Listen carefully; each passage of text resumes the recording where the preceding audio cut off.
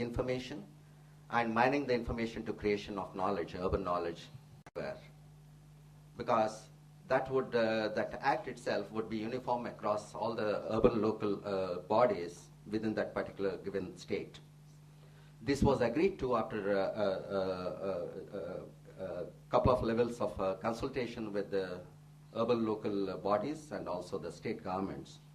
And I'm happy the Ministry of Urban Development has been able to now finalize their scope of the project and the way it is going to roll out.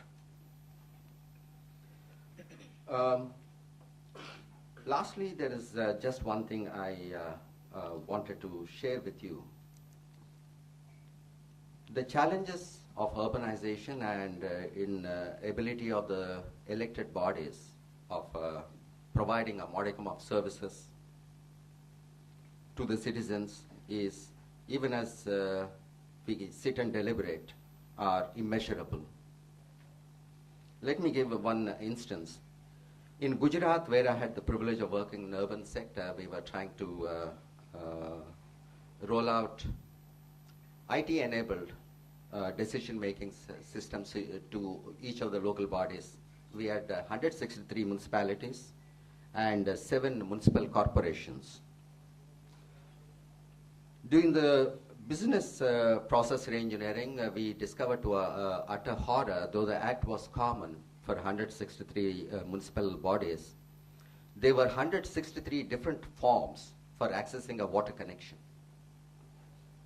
The shortest was about 3/4 of a page, and the longest was about 4 pages for getting a water connection. Act is same, cutting across all 163. Now this speaks of the crude reality, what is happening in the urban local bodies, where the capacities that exist in the civil servants working for the city is rather limited.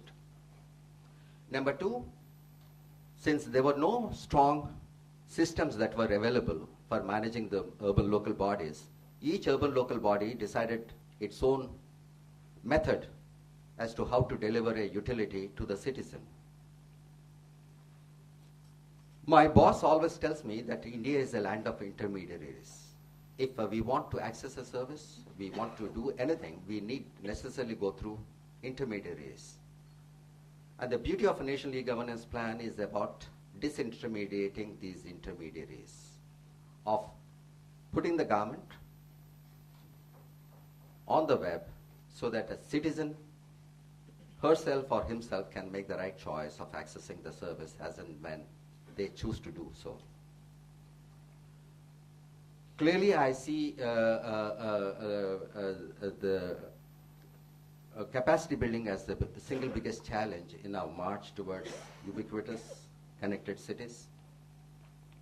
And I'm sure the Ministry of Urban Development is putting in a package of clearly addressing this concern of the capacity building as to how the change management is going to take place when these reforms kick in.